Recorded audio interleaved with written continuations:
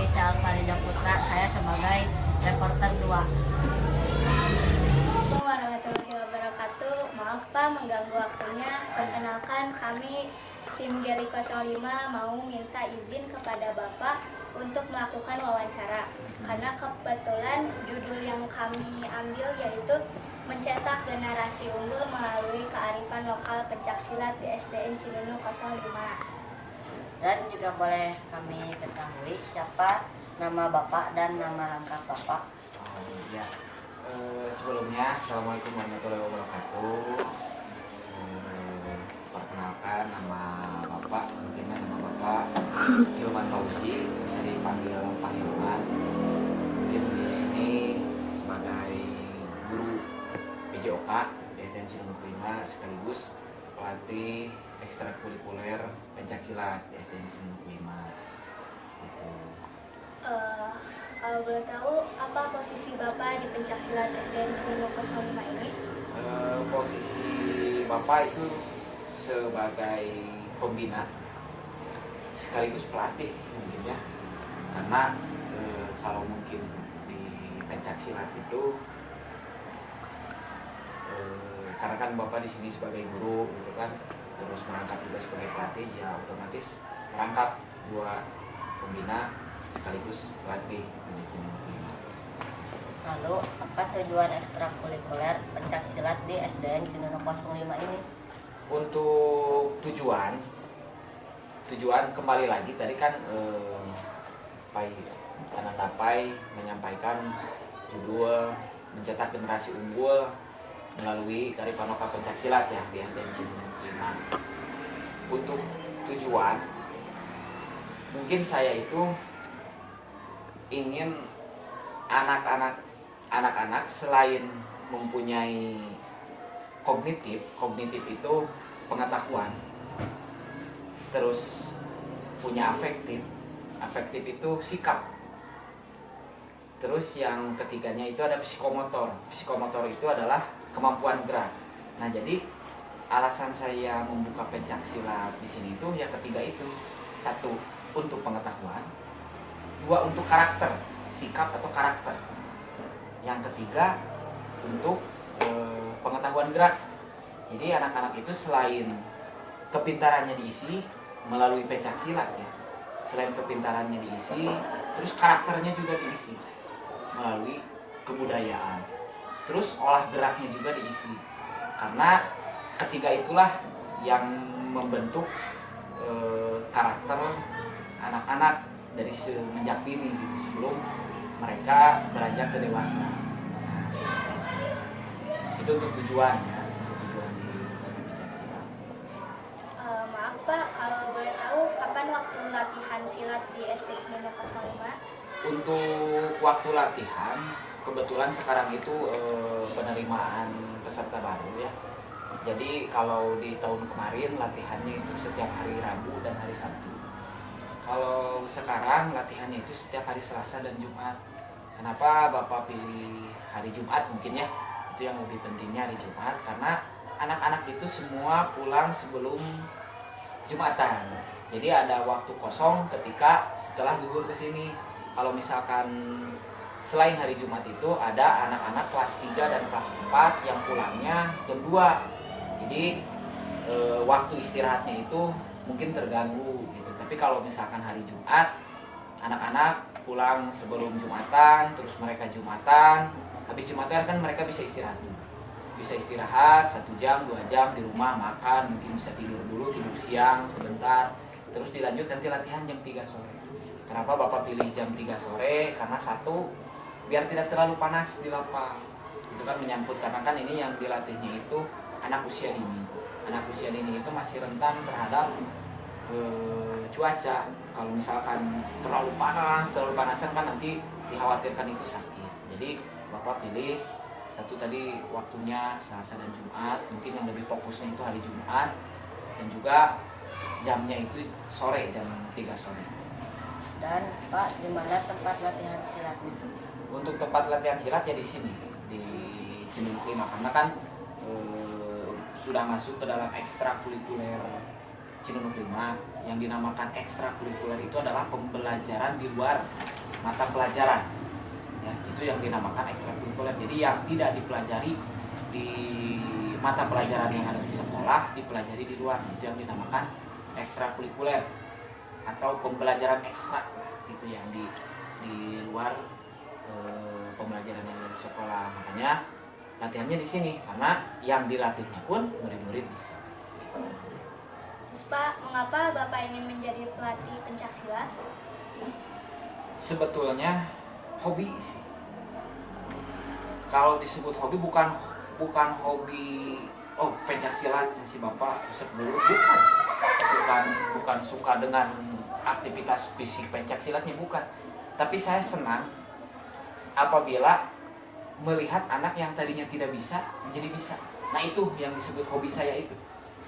Yang tadinya anak itu mungkin kurang percaya diri, terus anak itu mentalnya kurang, diherian atau bercandain sama anak-anak yang lain, nangis, terus pundungan, tahu pundungan? Nah, kayak gitu lambat laun mental anak itu menjadi berubah. Nah, itu yang saya inginkan gitu. Itu yang membuat kebanggaan tersendiri melihat anak-anak itu ada perubahan yang awalnya seperti itu menjadi seperti apa. Nah, itu kalau misalkan dari segi karakter, dari segi kemampuan yang tadinya anak misalkan kalau jalan dari sini ke Manglayang itu manja, harus pakai ojek, harus diantar sama orang tuanya. Tapi gara-gara latihan silat, latihan fisik terus, dia jadi mau jalan dari bawah ke atas, jadi nggak manja lagi gitu. Jadi terus struktur kakinya kuat gitu kan untuk jalan. Terus apabila larinya kuat, napasnya kuat, paru-parunya kuat. Nah, itu yang menjadi kebanggaan saya atau tujuan saya ingin melatih pencaksilat gitu. Karena saya bangga ketika melihat anak didik saya itu ada perubahan. 1 dari segi pengetahuan, 2 dari segi karakter, 3 dari segi geraknya. Jadi kemampuan geraknya itu kompleks atau kemampuan geraknya itu menyeluruh, bukan hanya bisa ini aja, misalkan bisa lari aja atau bisa jalan aja, tapi menyeluruh, lompat bisa, merangkak bisa gitu kan, ngegendong orang bisa gitu. Karena itu yang menjadi kebanggaan tersendiri buat Bapak gitu. Kenapa Bapak memilih melatih pencaksilat? Karena pencaksilat itu warisan leluhur kita atau warisan nenek moyang kita. Tidak akan ada kita kalau misalkan tidak ada nenek moyang. Nah, untuk menghargai perjuangan nenek moyang kita, ya kita harus melestarikan peninggalan-peninggalannya. Salah satunya yaitu pencaksilat gitu. Apabila Jepang bisa bangga dengan karatenya, Korea bisa bangga dengan taekwondonya, Indonesia harus bangga dengan pencaksilatnya karena itu asli murni dari Indonesia. Nah, makanya itu saya mending besarkan produk kita sendiri daripada kita membesarkan produk orang lain. Lalu bagaimana sejarah awal adanya pencaksilat? Kalau membahas sejarah awal tentang pencaksilat, mungkin itu terlalu umum ya. Karena pencaksilat itu berbagai macam perguruan. Jadi pencaksilat itu aliran. Nah, aliran pencaksilat jadi yang membedakan dengan taekwondo, yang membedakan dengan karate, yang membedakan dengan kungfu mungkin dari Cina ya. Jadi pencaksilat itu aliran. Nah, di bawah aliran itu ada perguruan-perguruan yang lain. Kayak misalkan yang Bapak latih sekarang itu perguruan silat Tajimalela. Ada lagi Merpati Putih, ada lagi Perisai Diri, ada masih banyak lagi perguruan yang lain. Kalau membahas pencaksilat secara umum, sejarah awalnya muncul pencaksilat yang saya ketahui, pencaksilat itu muncul dari nenek moyang kita dulu melihat pergerakan hewan bertarung. Melihat pergerakan hewan bertarung, harimau bertarung seperti apa, monyet bertarung seperti apa, ayam bertarung seperti apa. Nah, ditirulah oleh nenek moyang kita untuk mempertahankan diri, mempertahankan keluarga, mempertahankan bangsa. Karena dulu kan negara kita dijajah oleh Belanda, oleh Jepang. Salah satunya untuk mempertahankan diri, keluarga dan bangsa, yaitu harus kita mempunyai kemampuan bela diri. Nah, mencari ilmunya dari mana? Melihat ayam bertarung, melihat harimau bertarung, melihat singa bertarung, mungkin sampai semut bertarung pun itu ada. Kalau misalkan bermanfaat itu diambil gitu. Jadi makanya Tuhan menciptakan makhluk hidup itu yaitu ilmu bagi kita. Nah, nenek moyang kita pintarnya itu dari situ. Daun pun itu ilmu bagi mereka, binatang pun ilmu bagi mereka. Jadi mencari ilmu itu bukan hanya dari buku, tapi dari apa yang kita lihat dari sekitar. Nah, itu kalau sejarah umum pencaksilat. Tapi kalau misalkan membahas sejarah tentang Tajimalela, perguruan silat Bapak, membahas tentang Tajimalela. Tajimalela itu diambil dari nama Tajimalela ya. Nama Tajimalela itu diambil dari seorang prabu atau seorang raja kerajaan Sumedang Larang. Namanya Prabu Tajimalela atau Raja Tajimalela. Nah, itu diambil lah nama dari Prabu Tajimalela karena guru besar Bapak, Kang Jajat Sudrajat Kusumandinata itu keturunan langsung dari Prabu Tajimalela. Makanya mengambil nama perguruan pencaksilatnya itu perguruan silat Tajimalela. Itu untuk sejarah singkatnya lah, mungkin lebih dalamnya tidak akan cukup waktu semenit 2 menit, mungkin bisa sampai berjam-jam kalau Bapak membahas sejarah tentang pencaksilat, membahas sejarah tentang Tajimalela. Apa manfaat kita mengikuti pencaksilat? Seperti yang tadi Bapak katakan, karena tujuan Bapak itu untuk melatih 1 kognitif, 2 afektif, 3 psikomotor, 1 pengetahuan, 2 karakter, 3 kemampuan gerak. Jadi ketika adik-adik mengikuti pencaksilat, bukan hanya bisa mukul saja, bukan hanya bisa nendang saja, bukan hanya bisa nangkis saja, bukan hanya bisa membanting saja, tapi adik-adik bisa mengetahui dipukul orang itu sakit nggak, ditendang orang itu sakit nggak, dibanting orang itu sakit nggak. Berarti apa? Adik-adik di sini jangan memukul orang, jangan menendang orang, jangan membanting orang lah, tepuguh-puguh, jual batur, jual orang lain datang ke kamu, pukul sama kamu, tenang sama kamu, nggak salah, nggak apa-apa, cuma pukul sama kamu. Nah, kamu nanti bisa merasakan dipukul sama orang sakit nggak, dibanting sama orang sakit nggak, ditenang sama orang sakit nggak. Makanya kamu jangan begitu kepada orang lain. Nah, itu untuk segi karakternya. Untuk segi geraknya ya mungkin banyak. Kamu berlatih lari, kamu berlatih berjalan, kamu berlatih melompat, kamu berlatih insting. Kalau orang lain nendang kamu harus gimana, kalau orang lain mukul kamu harus gimana. Itu melatih kecerdasan juga, melatih kepintaran, melatih kecerdasan. Selain geraknya. Nah, itu lebih luasnya itu ke sana.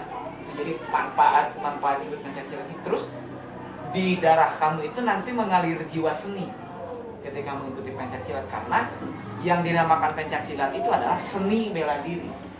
Seni bela diri, ya. Jadi secara tidak langsung kamu nantinya itu akan mengalir darah seni, ya, mengalir darah seni. Jadi seninya ada, olahraganya ada, kepintarannya ada, karakternya juga ada. Nah, itu manfaat mengikuti pencaksilat. Sebetulnya luas. Kalau kamu melihat ke arah sana luas. Manfaat apa yang didapatkan. Dan apa suka duka Bapak menjadi pelatih pencaksilat? Untuk suka duka sebetulnya banyak sih. Kalau membahas suka dan duka ya. Sukanya mungkin Bapak bahas dukanya dulu ya. Bapak bahas duka dulu. Dukanya begini. Bapak sedih atau Bapak merasa bukan kecewa, merasa sedih apabila murid-murid Bapak yang diajarkan sama Bapak yang tadinya tidak bisa, yang tadinya tidak tahu apa-apa, yang tadinya tidak punya kemampuan, yang tadinya nol dilatih sama Bapak, semua dilatih. Bapak diberitahu tentang karakternya, bagaimana ke orang lain, bagaimana berbicara. Nah, murid tersebut setelah Bapak latih, dia mempunyai kemampuan, timbul rasa sombong. Timbul rasa sombong. Lamun kalau kata orang Sunda asa aing. Nah, itu Bapak paling sedih kalau melihat murid-murid Bapak seperti itu. Karena Bapak tidak mengajarkan seperti itu, tidak mengajarkan menjadi sombong, tidak mengajarkan jadi so jago, tidak mengajarkan menjadi asa aing, enggak. Kalau misalkan ada murid yang seperti itu Bapak sedih. Di satu sisi dia murid Bapak, di satu sisi dia berarti tidak menghargai Bapak sebagai seorang pelatih atau sebagai seorang guru. Karena Bapak tidak mungkin mengajarkan kamu harus sombong ya, atau kamu kelupa lagu, nggak mungkin Bapak mengajarkan seperti itu. Tapi yang Bapak ajarkan apa? Kamu ketika punya kemampuan coba rendah hati. Jangan tunjukkan kepada orang lain, tapi pada saat tertentu ya kamu tunjukkan. Pada saat penampilan, pada saat di kelas, misalkan kamu lagi ditanya sama guru, kamu berani menjawab, kamu berani ke depan menyampaikan pendapat. Nah, itu yang Bapak mau. Itu. Jadi dukanya Bapak sedih apabila murid Bapak jadi sombong, jadi sok jago, karakternya jadi jelek lah. Itu Bapak paling sedih. Itu dukanya di situ menjadi pelatih. Nah, mungkin sukanya banyak kalau membahas sukanya. Sukanya banyak. Melihat anak berprestasi Bapak bangga. Melihat anak yang tadinya tidak bisa apa-apa jadi bisa, Bapak bangga. Melihat yang tadinya anak itu SD-nya kayak gini, misalkan nanti besarnya sukses jadi apa, itu sukanya Bapak. Bangganya Bapak di situ. Jadi intinya sukanya Bapak atau bangganya Bapak itu ketika melihat murid-murid Bapak sukses. Nah, itu ketika melihat murid-murid Bapak sukses, itu yang Bapak suka. Bukan sebaliknya. Kalau sebaliknya berarti Bapak dulu. Nah. Prestasi apa saja yang sudah diraih Cimono 05 dari ekstrakurikuler Pencaksilat? Untuk prestasi kan Taji Malela di SDN Cimono 5 itu baru 2 tahun. Mungkin dari mulai tingkat kecamatan, tingkat kabupaten, provinsi, nasional, itu sudah. Gitu kan, dari pertandingan open, multi event, itu sudah, gitu kan. Banyaklah mungkin yang yang sudah diraih oleh anak-anak SDN Cimono 5. Itu kan dari mulai tingkatan kelas 1, kelas 2, kelas 3, kelas 4, kelas 5, kelas 6. Mungkin semua sudah pernah bertanding di sini. Jadi di Cimono 5 itu semua sudah pernah bertanding kecuali yang baru-baru. Kalau yang sekarang menduduki kelas 6 itu hampir rata-rata semua sudah bertanding, walaupun ada yang tingkat kecamatan, ada yang tingkat kabupaten, ada yang tingkat provinsi, ada yang tingkat nasional. Itu berbagai macam. Seninya ada, terus bertarungnya ada. Gitu. Banyak lah. Terus bukan hanya dalam segi olahraga ya, bukan hanya di bidang pencaksilat. Tapi ketika kita belajar pencaksilat, larinya cepat misalkan. Ada juga yang berprestasi di bidang atletik, yang lari gitu. Ada juga mungkin gara-gara di pencaksilat latihan bantingan terus tangannya diolah, dia jadi atlet poli. Nah, ada juga yang berprestasi di poli. Terus di sepak bola gara-gara di silat latihan tendangan terus. Yang dilatihnya itu kaki. Otomatis ketika main sepak bola tendangannya kan jadi keras. Larinya jadi cepat. Ada yang berprestasi di sepak bola. Dan mungkin kalau membahas tentang prestasi, alhamdulillah sudah banyak, gitu kan, selama 2 tahun ini sudah banyak, dan semoga itu bisa terus bertambah, terus meningkat, dan terus menjaga kerendahan hati. Karena di dalam Taji Malela yang paling akhir itu yang diajarkan oleh guru besar itu adalah lapangkan rasa kerendahan hati di mata kesombongan. Itu yang paling berbahaya. Jadi jangan sombong. Ya, gitu. Jadi intinya ke sana. Baik, terima kasih Pak atas waktunya. Maaf kami mengganggu. Mudah-mudahan Bapak terus sehat sehingga bisa terus melatih anak-anak dan bisa mencetak banyak generasi unggul dan mendapatkan prestasi. Ya, sama-sama. Mungkin itu ya dari Bapak. Maaf kalau misalkan tadi selama penjelasan ada yang kurang dimengerti, terus terus maaf juga apabila Bapak berapi-api menjelaskan karena Bapak ingin diri Bapak itu berhasil. Oke, bagus pertanyaan-pertanyaannya, terus pembawa acaranya juga keren, bagus gitu kan, terus tingkatkan.